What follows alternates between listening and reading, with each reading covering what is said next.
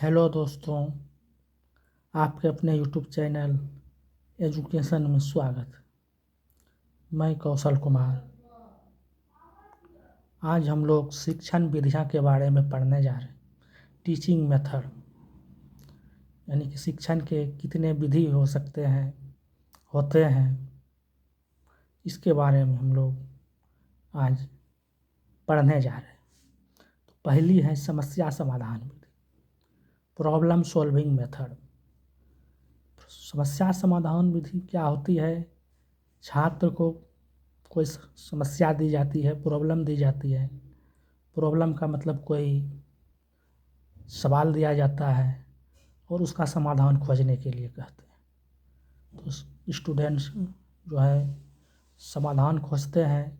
जब समाधान खोजेंगे कुछ न कुछ उसे ज्ञान प्राप्त होगी, जानकारी होगी, नॉलेज होगी। और जो खोजने के क्रम में जो भी समस्या आएगी तो उसे एक हिंट दिया जाता है समस्या सॉल्व करने के लिए, जो समस्या समाधान विधि कहते हैं। यानी कि इसमें स्टूडेंट को एक प्रॉब्लम दी जाती है जिसका समाधान स्टूडेंट खोजते हैं और नॉलेज लेते हैं। समस्या समाधान में एक हिंट दिया जाता है। तो इसके कुछ स्टेप होते समस्या को खोजने के। पहले समस्या को चुनना, उसमें जितने भी समस्या है पहले उसको चुन लें। फिर समस्या के कारण का पता लगाएं कि समस्या के कारण क्या है। और तीसरा है समस्या से रिलेटेड इन्फॉर्मेशन को कलेक्ट करना, सबको एक जगह करना, सही समस्या का इन्फॉर्मेशन यानी जानकारियाँ। और चौथा में समस्या का समाधान कर लेना। और जब समाधान हो जाएगा तो समाधान का व्यवहारिक फिजिकली प्रयोग भी करने लगना। 5 स्टेप हुए। पहले समस्या दिया गया तो समस्या को उसने क्या किया? चुना। समस्या का कारण का पता लगाया। फिर समस्या से रिलेटेड इन्फॉर्मेशन को कलेक्ट किया, जितने भी समस्या है उसका इन्फॉर्मेशन जानकारी कलेक्ट किया उसके बारे में। उसकी समस्या का तब समाधान हुआ चौथा में, और उसका व्यवहारिक प्रयोग करने लगा 5वीं में। अब आते हैं आगमन विधि क्या होता है। एक होता है आगमन विधि, दूसरा होता है निगमन विधि। निगमन विधि में नियम से उदाहरण की ओर जाते हैं। किसी भी चीज़ को पढ़ाते हैं तो पहले उसे नियम बताए जाते हैं। निगमन विधि में जैसे मैथ का सवाल बनाता है तो उसे पहले फार्मूला बताया जाता है, इस फार्मूला पे ये सवाल बने, पहले नियम बता दिया तो उसे कहता है निगमन विधि। जैसे जो है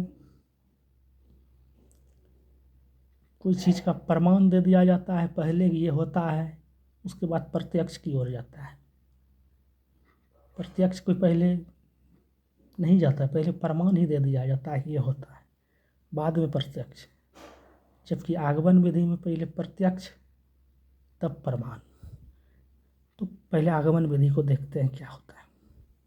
इस विधि में सीधे अनुभवों, उदाहरणों तथा प्रयोगों का अध्ययन करके नियम निकाले जाते हैं। यह शिक्षण विधि छात्र केंद्रित विधि है जो विद्यार्थियों को करके सीखने पर बल देता है। आगमन विधि जो है उदाहरण से नियम की ओर जाता है, सीधे अनुभव, उदाहरण तथा प्रयोग का अध्ययन करके जो है नियम निकालते हैं इसमें।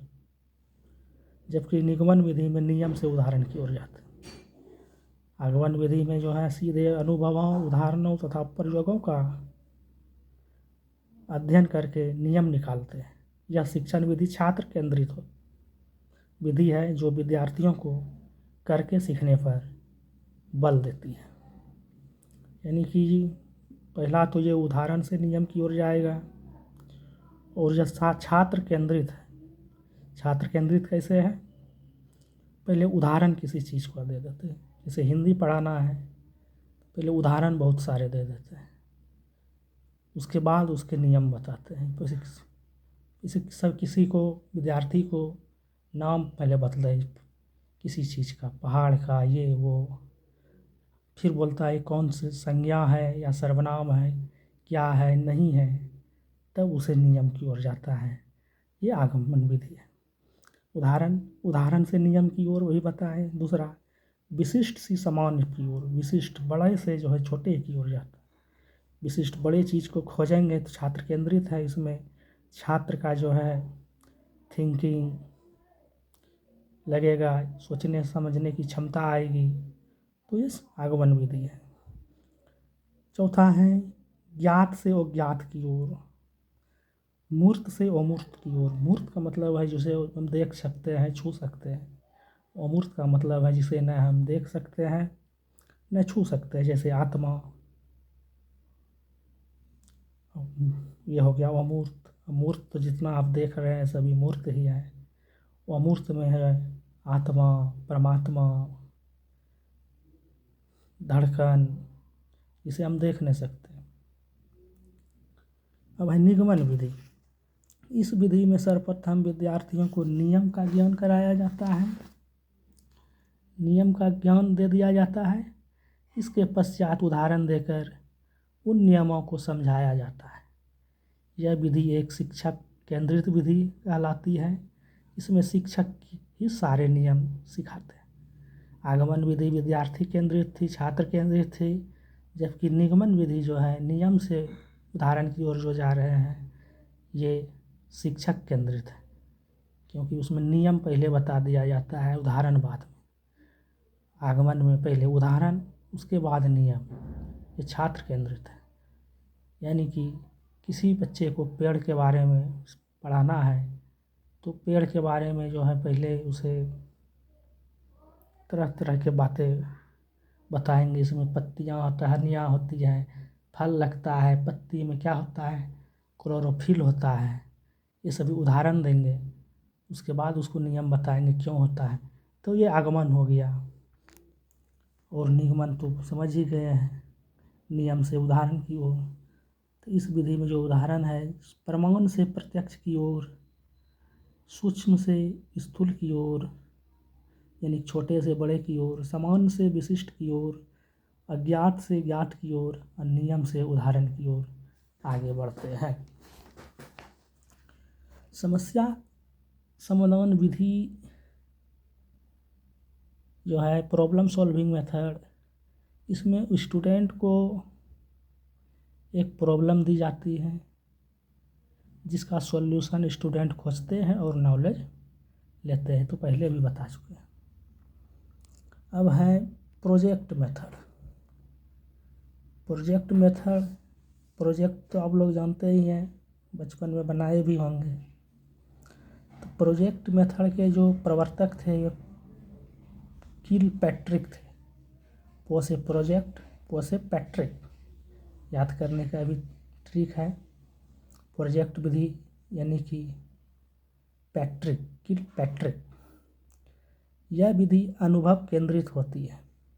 यह बालकों के समाजीकरण पर विशेष बल देती है। इस विधि में विद्यार्थी स्वतंत्र रूप से कार्य करता है एवं अपनी समस्याओं का हल स्वयं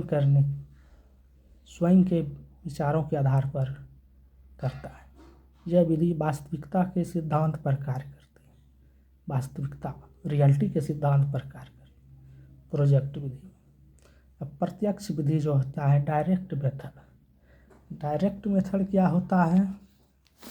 डायरेक्ट मेथड, इस विधि में बालक को बिना व्याकरण के नियमों का ज्ञान कराए एवं भाषा सिखाए जाते हैं। कैसे होता है?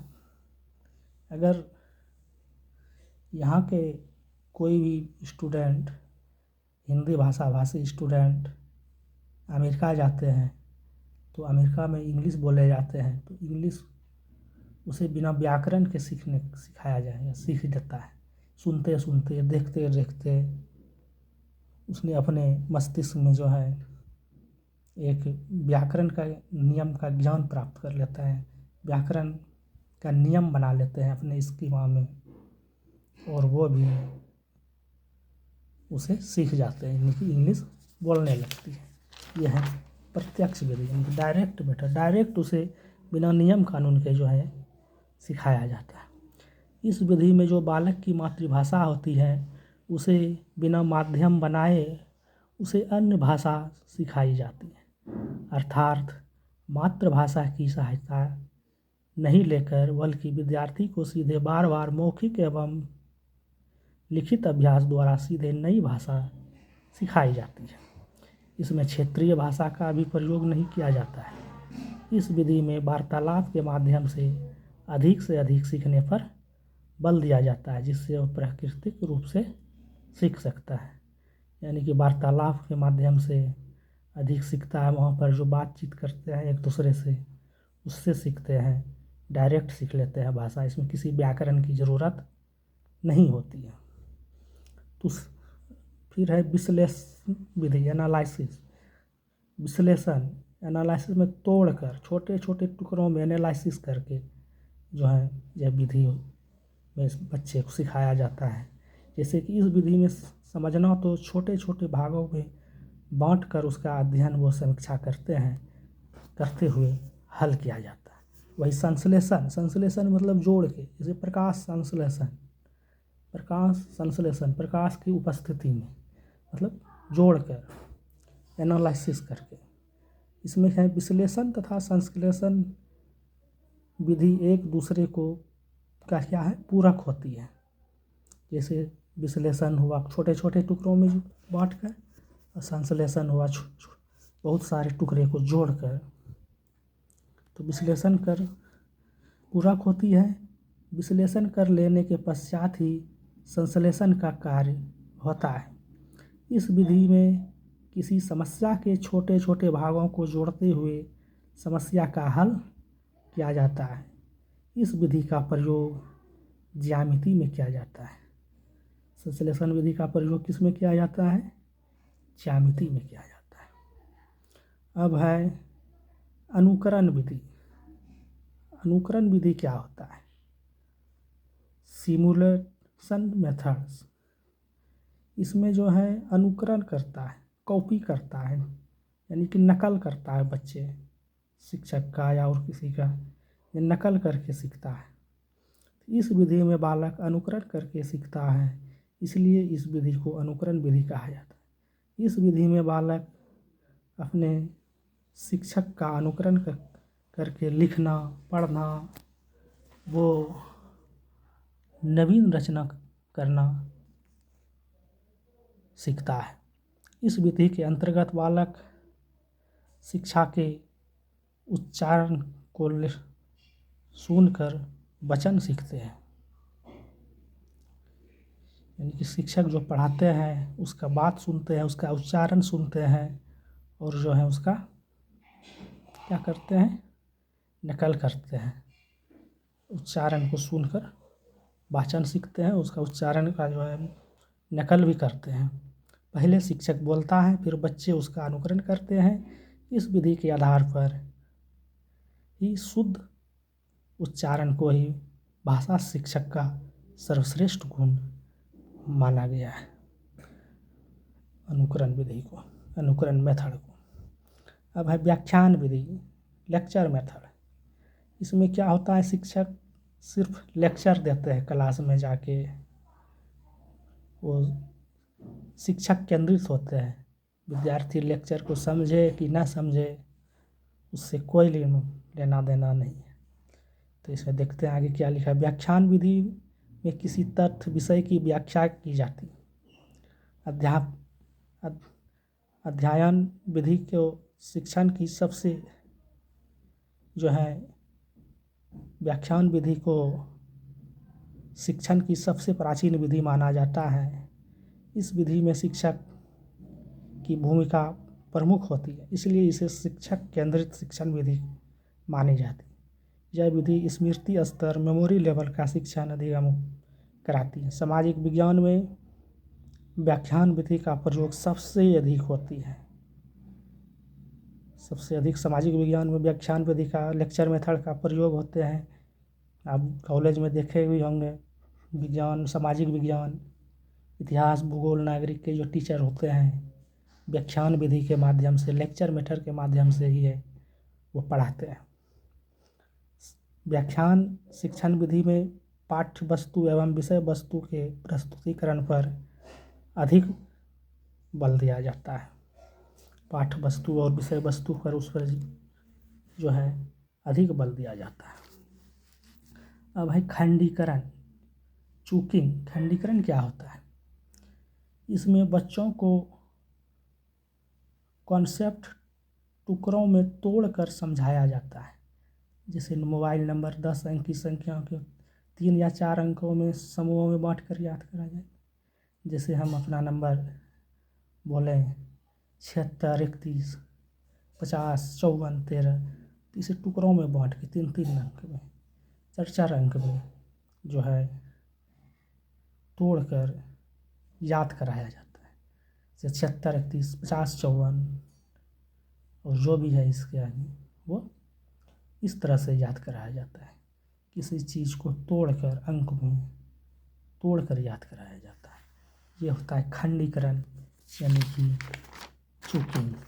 इस तरह से जो है आपका शिक्षण विधियाँ जो है समाप्त हुई।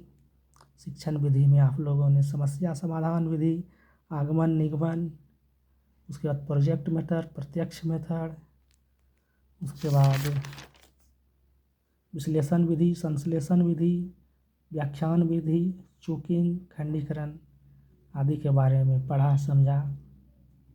अगर आप लोग को ये वीडियो अच्छा लगे तो आप लोग अपने दोस्त को, अपने मित्र को, चाहे वो पुरानी हो नई हो, अपने कॉलेज की हो, दूसरे कॉलेज की हो, दूसरे यूनिवर्सिटी की हो, उसे शेयर करें और उसे सब्सक्राइब करने के लिए भी कहें, लाइक करने के लिए कहें, ताकि हमारा हौसला और बुलंद हो और अच्छे से अच्छे वीडियो आप लोग को प्रोवाइड करें। तत्काल इस वीडियो में इतना ही। धन्यवाद।